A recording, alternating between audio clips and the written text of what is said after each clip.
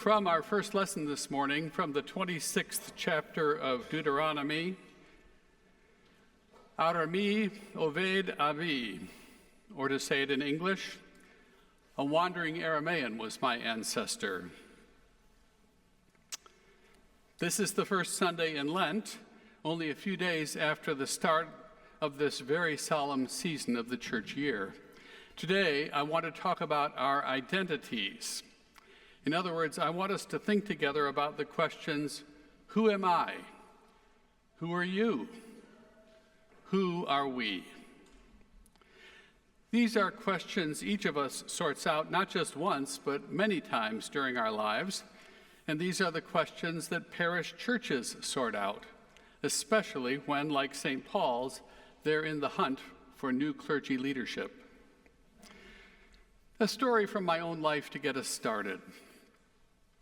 After I graduated from college, I took a job in Buffalo, New York, selling commercial property and casualty insurance.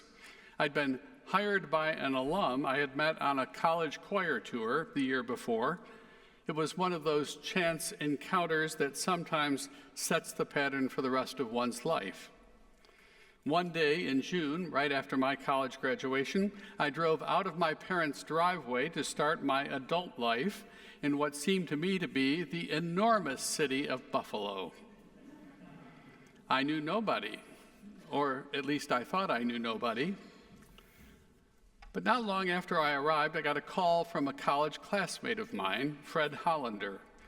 Fred and I had sung in the college choir together and in the college a cappella group, and somehow, even though I'd known him for 4 years, I never made the connection that he was from Buffalo.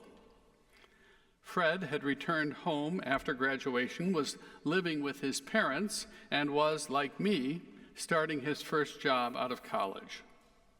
He asked, "Would I like to come to dinner?" Well, you can imagine how quickly I said yes to that invitation. And from that first dinner until I left for seminary 3 years later, I was a frequent dinner guest at the Hollanders. When spring arrived the following year, after one of those signature Buffalo winters, Fred's mother, Barbara, invited me to their Passover Seder. If you've ever been to a Passover Seder, you know that the meal is served with a running commentary that tells the story of the Jewish people and their liberation from slavery in Egypt. The story is told to answer 4 questions that are traditionally asked by children, the Ma Nishtana. At the beginning of the Seder, a child asks, Ma Nishtana halayla hazeh mikol halaylot. Why is this night different from every other night? On all other nights, we eat either leavened bread or matzah. Why on this night only matzah? On all other nights, we eat all kinds of herbs. Why on this night do we especially eat bitter herbs? On all other nights, we do not dip herbs at all. Why on this night do we dip them twice?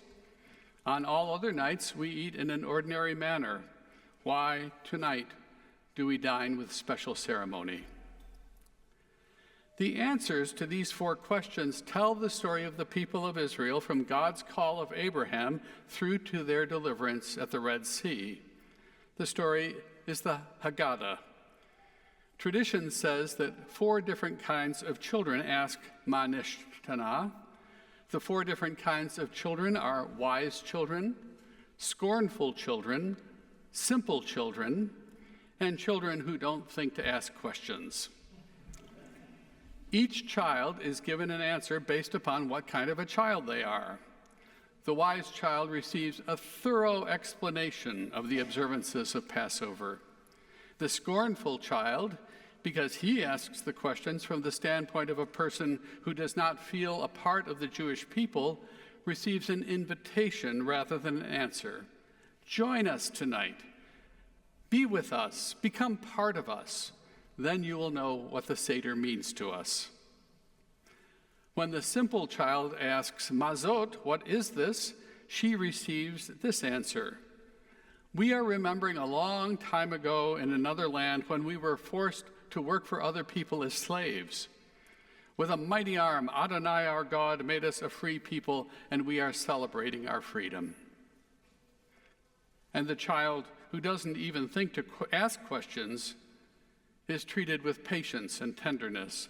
She is told, "This wondrous evening happens in the spring of every year, so we may remember how out of death and sorrow and slavery come life and joy and freedom. To remember the sorrow, we eat bitter herbs. To remember the joy, we drink sweet wine." After these questions are asked and answered, the telling of the story really begins, the story that each generation is honor-bound to tell to the succeeding generation. Telling the story is a way of building identity within the Jewish community, a way, as the commentaries on the Haggadah tell us, to let each Jew feel as if he or she came forth from Egypt. Telling the story is a way for even a child to know the answer, "Who am I?" At the core of the Haggadah is the passage that we heard today from Deuteronomy. "A wandering Aramaean was my ancestor. He went down into Egypt and lived there as an alien, few in number, and there he became a great nation, mighty and populous. When the Egyptians treated us harshly and afflicted us by imposing hard labor on us, we cried to the Lord, our God of our ancestors. The Lord heard our voice and saw our affliction, our toil, and our oppression. The Lord brought us out of Egypt with a mighty hand and an outstretched arm, with a terrifying display of power and with signs and wonders. And he brought us into this place and gave us this land, a land flowing with milk and honey. So now I bring the first fruit of the ground that you, O Lord, have given to me." This recital of the story of the people of God originally accompanied a long-lost ritual, the ritual of bringing the first fruits to the priest. It's a vestige of the time when the Passover was connected to the celebration of the first fruits of the barley harvest and the birth of the first lamb of the flock. It's a time when gratitude was expressed tangibly by tithing. As one contemporary rabbi puts it, presenting the tithe of barley and the first lamb of the flock to the priest was like saying, "Here, God, who am I kidding? There's no way I could have done this by myself. The first yield of my labors and my prayers belong to you." Now, reviewing all this background is a long way to get at what I want to explore with you today, and that is this: who are we? How do we define and describe ourselves? What is our identity? And then, how do we go about remembering who we are? If I were to come out and sit down in a pew next to you and ask you, "Who are you?" you might give me a variety of different responses, depending upon the context in which we were talking. This week, I listened to myself answer that question a whole lot of different ways. "I'm the interim at St. Paul's," I said to the neighboring clergy as I was trying to organize the ecumenical Good Friday service. "I'm Terry's husband," I said with a smile to a couple whom we know well, but who probably wondered if Terry even had a husband, since I haven't been seen in Granville with her for the last couple of years. "I am dust, and to dust I shall return," I said to myself, as Roseanne placed ashes on my forehead during the noon Ash Wednesday service. Most often when we are asked the question, "Who are you?" we tell a story. We say where we're from, where we went to school, what we do for a living. We talk about our parents or our kids, where we live now, what we like or don't like.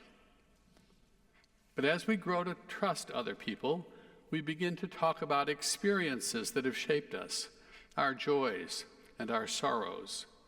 We go deeper. Sometimes other people tell us who we are, or at least they try. Marketing firms do this all the time, and they are very sophisticated at it. I was born in 1952. That puts me squarely in the middle of the baby boomers. My older children are Gen Xers. My younger ones are millennials, and I hasten to say without all the negative stereotypes that the millennials are tagged with. But that's how marketing people would begin to describe us. Most of the time, it isn't particularly dangerous to be defined by others. It's just a nuisance. But one of the things that's happened in the past couple of years is how, at least in the political arena, we have let others define us, something that has led to unfortunate divisions and polarization in our society. And it certainly can happen that to have someone else say who we are can turn out to be extremely dangerous. Among the disastrous examples are the stories of those who followed Jim Jones into Guyana and drank the Kool-Aid, or those who signed on to Hitler's definition of themselves as the superior race. Or more recently, when someone with a very big microphone told us what we should believe about refugees and migrants and LGBTQ+ people or the differently abled. If we let anyone tell us to believe hateful things about marginalized people, we put some of the children of God at serious risk. When Jesus spent 40 days in the wilderness, one of the things that was going on was that Jesus was working out who he was and who he would be. The adversary was tempting him to be someone other than who God intended him to be. And Jesus experienced how subtle and seductive those temptations could be. The potential for succumbing to any of them could have easily led in the direction of the demonic. This, to me, is the great value of hearing the story of Jesus' temptations every year on the first Sunday of Lent. It's profoundly helpful when we face questions about our own identity to see how alluring the temptations were for Jesus to be someone other than who God intended him to be, and to hear him struggle as he sorted out who he was. The author of the Epistle to the Hebrews took great comfort in knowing that Jesus faced the very same things that we face, that Jesus can sympathize with our plight as a result, and that he's praying constantly for us as our great high priest. This is what the author of the Epistle to the Hebrews wrote. He said, "We do not have a high priest who is unable to sympathize with our weaknesses, but we have one who in every respect has been tested as we are, yet without sin." As we try to answer the question, who am I, during this Lent, and as we at St. Paul's ponder the questions about this parish's identity, it's good for us to remember and to remind ourselves of what we might call the Christian Haggadah, the story of our own liberation from sin and death. That Haggadah begins by saying with our Jewish siblings, "A wandering Aramaean was my ancestor," by acknowledging that we have Abraham and Sarah as our forebears, and that God chooses us as God's own. Our Haggadah continues through the Old Testament story of God's people, our enslavement and deliverance at the Red Sea, our wilderness wanderings, and our entry into the Promised Land. And then as Christians, we go on to tell a very special and particular story, the story of the life, death, and resurrection of Jesus. How God sent the Son to share our human nature, to live and die as one of us, to reconcile us to the one who is the God of us all. Our individual stories and the story of this faith community are part of that larger story of slavery and freedom, of death and resurrection. We'll tell the story again over a meal. It's a highly ritualized meal, but it's a meal nonetheless. The story that we will tell ourselves as we take bread and wine is the story of God's forgiveness, of our deliverance from sin and death, and of the joy that is ours because we are God's holy people. Whether we are the wise child or the scornful child or the simple child or the one who doesn't even know enough to ask questions, we get to keep the feast. In doing so, we will have the clearest sense possible of who we are, people who are forgiven, loved, and freed because Jesus gave his life for us. A wandering Aramaean was my ancestor. God brought us to this place and gave it to us, a land flowing with milk and honey. We are the people who have received God's marvelous love.